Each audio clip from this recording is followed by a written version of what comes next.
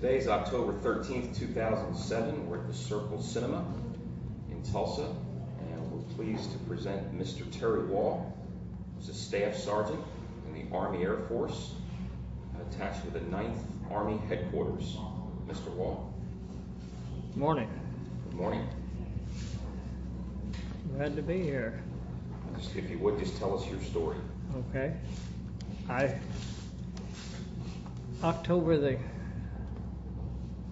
October of 42, I went down to recruiting office and I saw if I could enlist, go to Enid to be an aircraft mechanic. And when I walked over there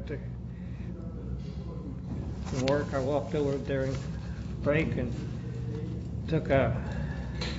said I'd enlist if they'd let me wait till Monday, because I wanted to see TU play Oklahoma in football after Saturday, and then I'd enlist in Monday morning. And so TU beat Oklahoma in football that day, and Monday morning I joined the Army Air Force. First I went to Camp Chaffee, Arkansas, and then they took us over to Fort Sill.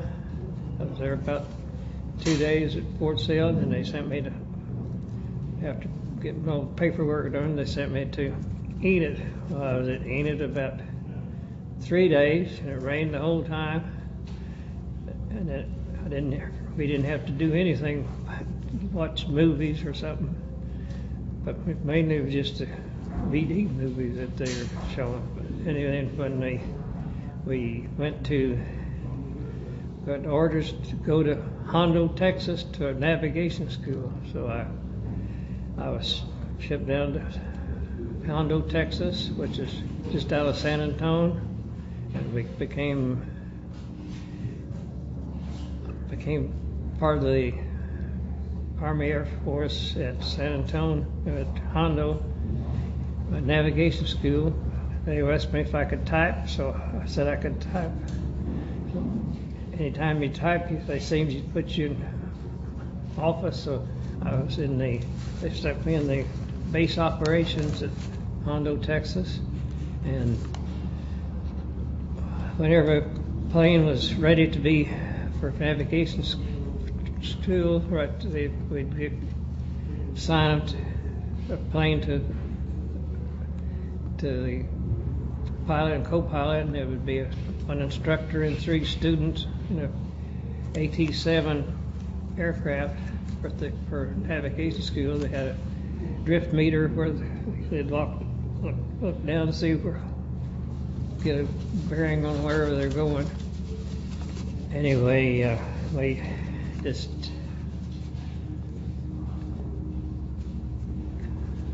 from there I was there about 6 months, and then I got volunteered to go to Fort Logan, Colorado, to a school, administrative school, and 2 months I was at Fort Logan, Colorado, administrative school, and then after this, they sent us.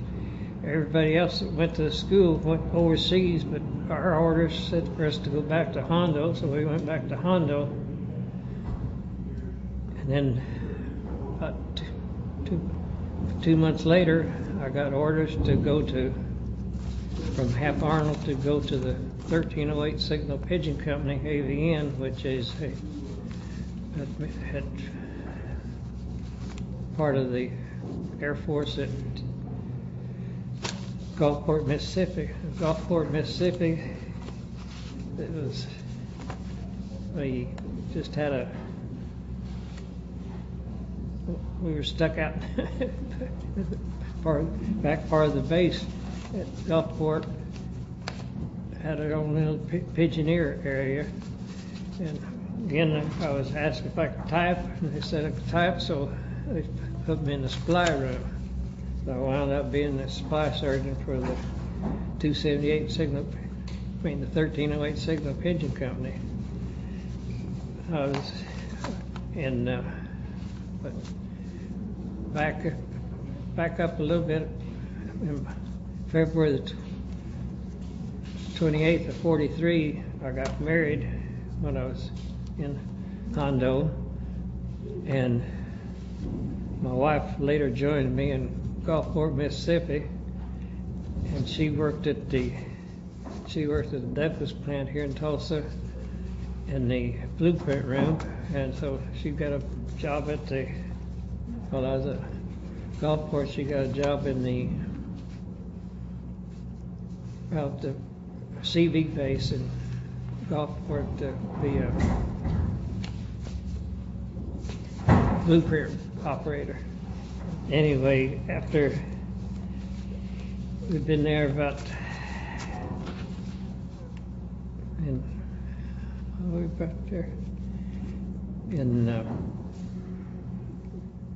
right after D-Day, we got orders to go to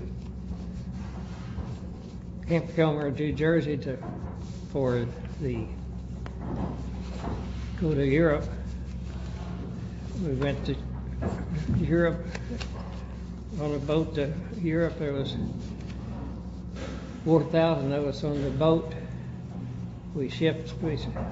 Half of us would sleep during the day, and the other half would stay up on deck. We'd rotate. And was this the summer of 44? Is that when you This was summer of 44. We shipped overseas. About halfway over, they said, you're in the Signal Corps, not Army Air Force, so you're part of the 278 Signal Pigeon Company. After we got to Liverpool, England, we stayed there about 2 weeks, getting ready to. Our CO volunteered for us to go to France. We were the only Signal Pigeon Company. Three pigeons companies on this boat going over, but only one of us wound up going overseas. The rest of them got put in repo depots and probably wound up in the infantry. Anyway, our unit went boarded a LST, landing craft, and we just drove our trucks on into the boat, and just more or less like a landing, but we weren't in the big landings that most of these poor souls had. But when we got to Cherbourg, we bivouacked in a picture all tent, and moved about 2 or 3 days later. We moved on out and started going through the northern part of. First, we went into France, up to Paris. In Paris, we started going north and went up to Belgium, and then into Holland. With the pigeons. With the pigeons. And I've got to ask. I mean, I knew the pigeons were used in World War I, but I guess I didn't know they were used in World War II. They were, but they weren't used as much as they did in World War I.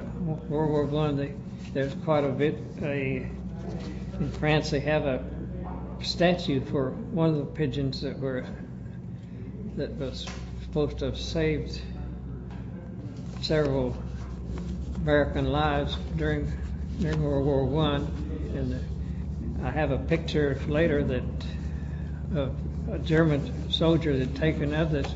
He and his comrades, and they had the thing of the statue in this picture, and but then later we went through the northern part of Germany, and then we went all the way up to the Elbe River, which is where the Germans, more or less, the Russians was coming in from the west, from the east, and we were coming in from the west, and Eisenhower let we get close to going into Berlin Friday. He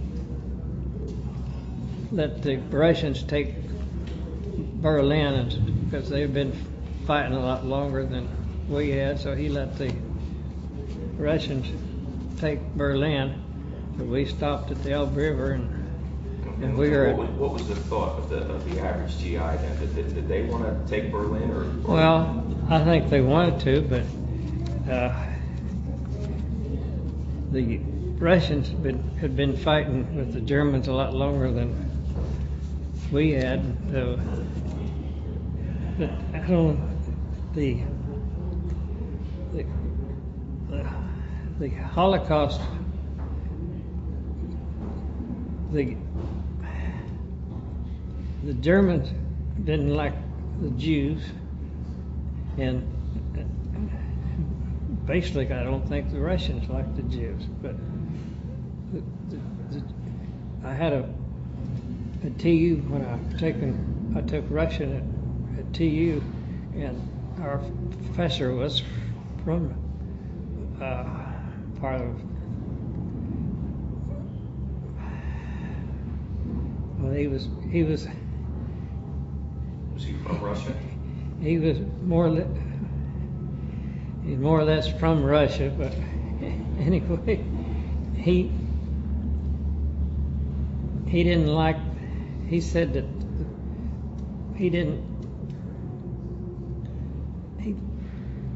He said he was discriminated against all the time because I don't know whether he was Jewish or not, but he just, to me, he didn't like either one of them. But and he was more or less, I think he was from Poland, really. But anyway, he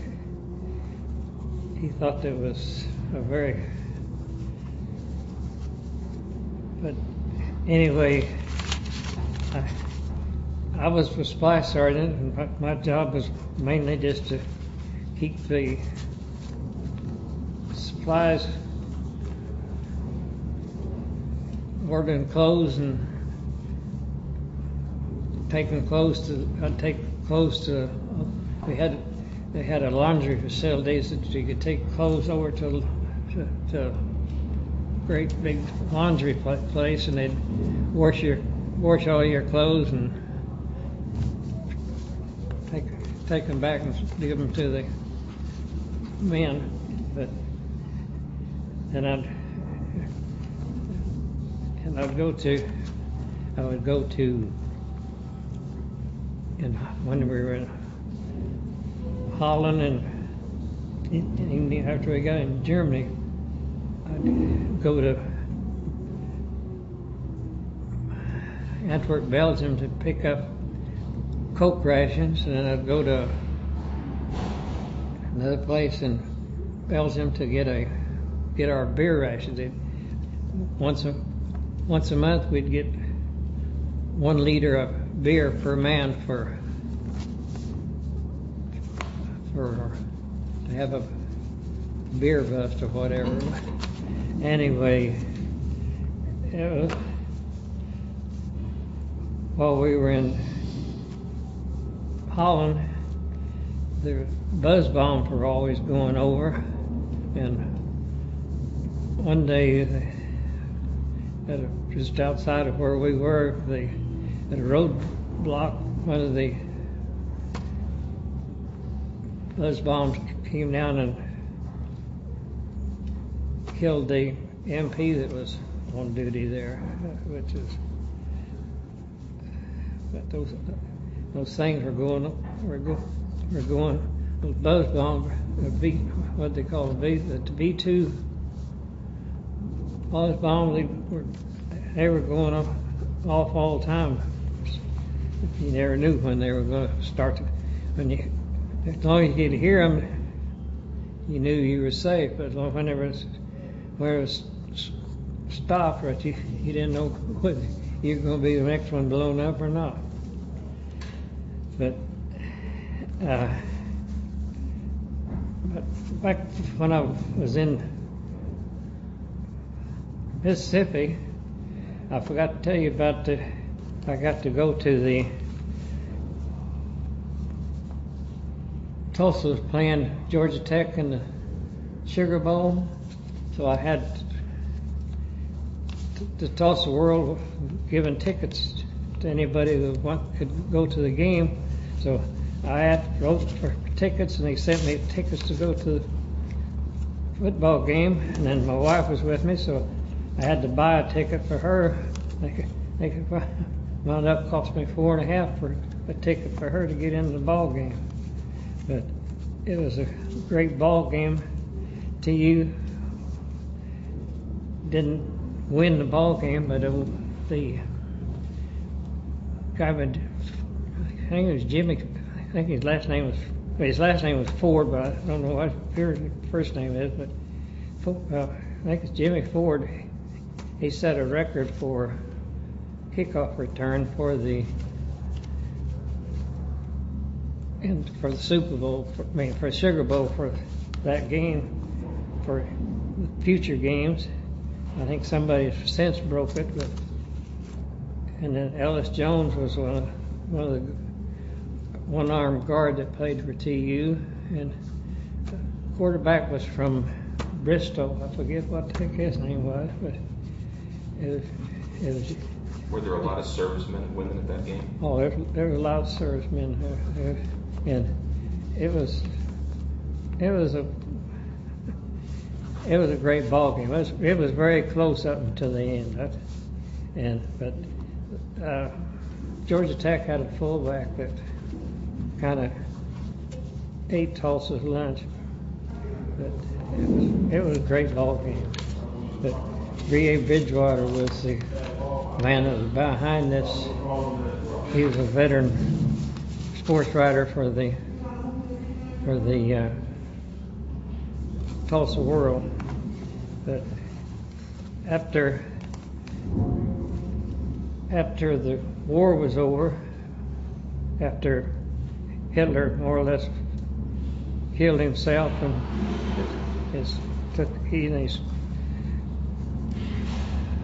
roommate took the poison and cyanide and killed himself.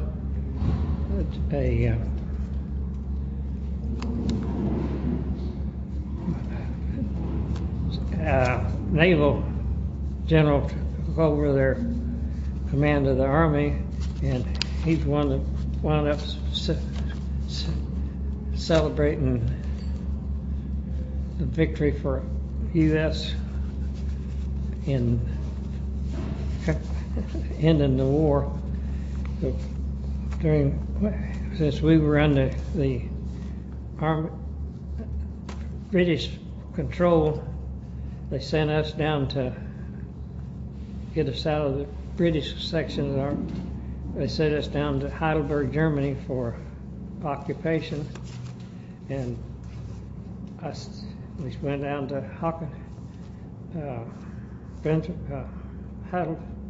Heidelberg, Germany for occupation.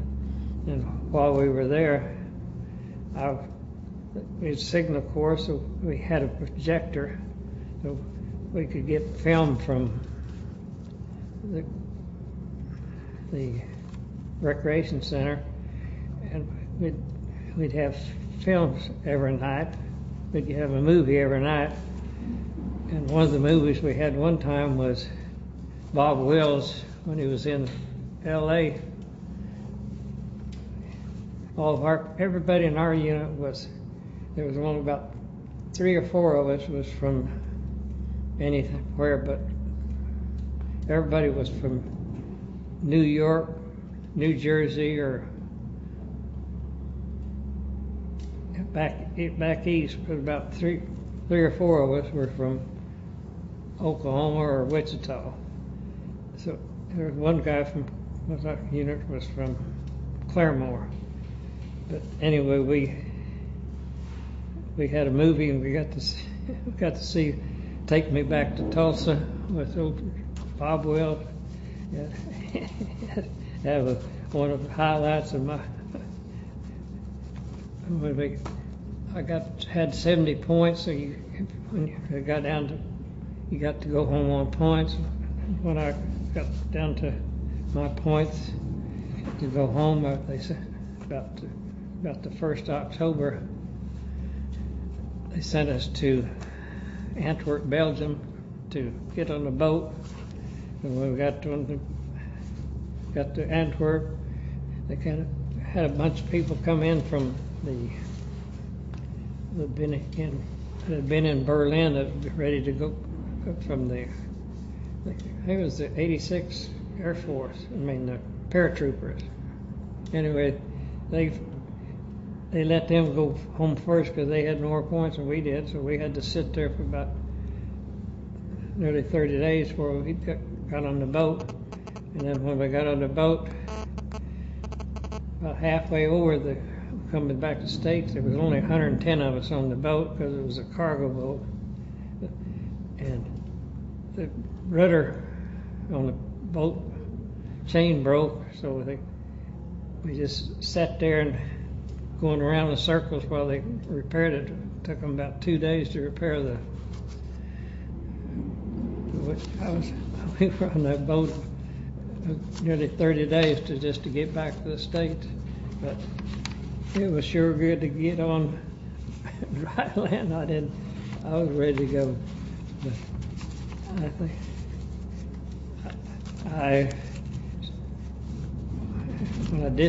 when I was discharged, I did join the Air Force Reserves, and I stayed in the reserves for